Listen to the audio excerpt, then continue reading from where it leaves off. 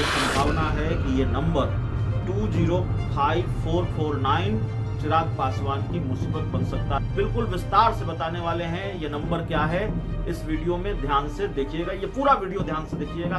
दरअसल चिराग पासवान अपनी पार्टी के टिकट पर चुनाव लड़ रहे हैं। एनडीए के उम्मीदवार हैं चिराग पासवान, मोदी के हनुमान हैं और हाजीपुर लोकसभा सीट से चुनाव लड़ रहे हैं।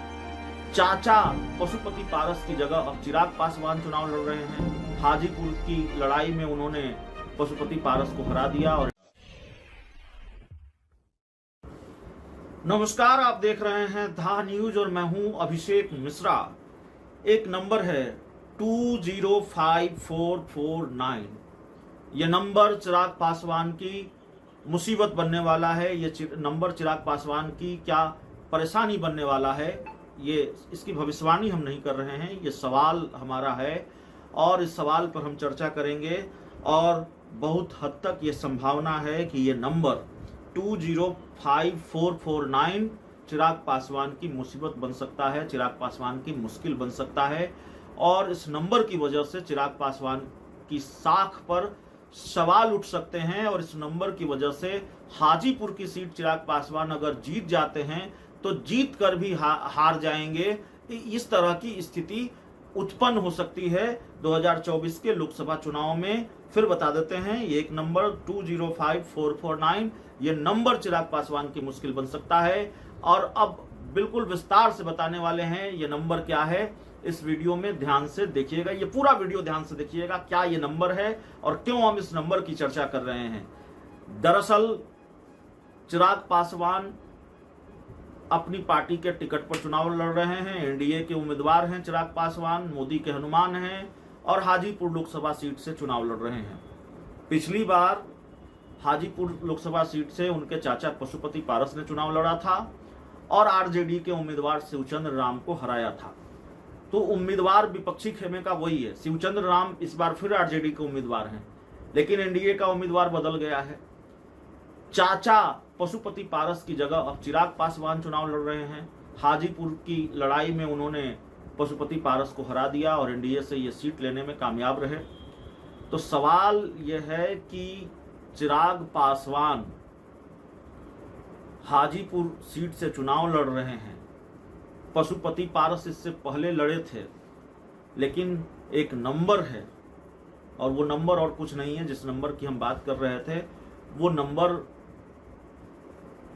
वोटों का अंतर है। उतने वोटों के अंतर से पशुपति पारस ने शिवचंद्र राम को हराया था। तो यह नंबर चिराग पासवान की परेशानी कैसे बन सकता है, मुश्किल कैसे बन सकता है, इसको जरा समझिए। देखिए, पशुपति पारस को 2019 के लोकसभा चुनाव में कुल 5,41,310 वोट मिले थे और शिवचंद्र राम को वोट मिले थे 3,35,861। तो 2,54,049 वोटों के अंतर से हराया था पशुपति पारस ने शिवचंद्र राम को, यानी हार का अंतर था 2,54,049। और इसी नंबर की हम बात कर रहे हैं 205449। तो सवाल यह है कि चिराग हार जीत किसकी होगी हाजीपुर में, हम ये नहीं कह सकते। चिराग पासवान जीतेंगे कि शिवचंद्र राम जीतेंगे, कांटे की लड़ाई बताई जा रही है। हाजीपुर की लड़ाई को भी आप एक तरफा मत समझिए और ये मत समझिए कि हाजीपुर की लड़ाई एक तरफा है और बहुत आसानी से चिराग पासवान यहाँ जीत रहे हैं। बिहार में जो ज़्यादातर सीटें हैं वहाँ बहुत कांटे की लड़ाई है और बहुत कम वोटों के अंतर से हार जीत होनी है। हाजीपुर भी उसी में से है। शिवचंद्र राम बहुत सशक्त उम्मीदवार हैं आरजेडी के, और हम शिवचंद्र राम की जीत की भविष्यवाणी नहीं कर रहे हैं या चिराग पासवान की हार की भविष्यवाणी नहीं कर रहे हैं, लेकिन अगर चिराग पासवान हाजीपुर की सीट जीत भी जाते हैं तो उनको ये माइलस्टोन पार करना पड़ेगा। ये नंबर, ये इस स्कोर से ज्यादा स्कोर लाना पड़ेगा, यानी कि शिवचंद्र राम को 2,54,049 वोटों से ज्यादा वोटों से हराना पड़ेगा, क्योंकि पशुपति पारस हरा चुके हैं शिवचंद्र राम को इससे ज्यादा वोटों से। और चिराग पासवान अगर ये नहीं कर पाएंगे तो जाहिर तौर पर सवाल उठेंगे कि पशुपति पारस ने जो किया और जितने वोटों से शिवचंद्र राम को हराया उससे कम वोटों से चिराग पासवान ने अगर हराया शिवचंद्र राम को, तो फिर चिराग पासवान की जीत भी हार ही कही जाएगी एक तरह से। और जाहिर है चाचा की पार्टी सवाल उठा सकती है, चाचा के लोग सवाल उठा सकते हैं। ये पूरी तरह से मामला है और इसीलिए हमने कहा कि ये नंबर चिराग की साख का सवाल बन सकता है, चिराग की साख के लिए संकट पैदा कर सकता है। तो चिराग पासवान क्या 2 लाख से ज्यादा वोटों से जीतने जा रहे हैं हाजीपुर? ऐसी स्थिति फिलहाल नजर नहीं आती है। हार जीत का अंतर बहुत कम से होना है।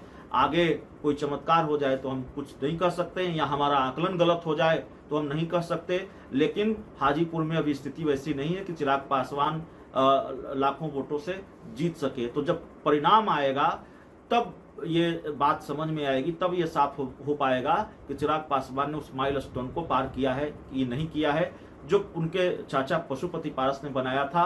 और जितने वोटों से वो जीते थे उससे ज्यादा वोटों से चिराग पासवान जीत पाए हैं कि नहीं जीत पाए हैं। बहुत बहुत धन्यवाद।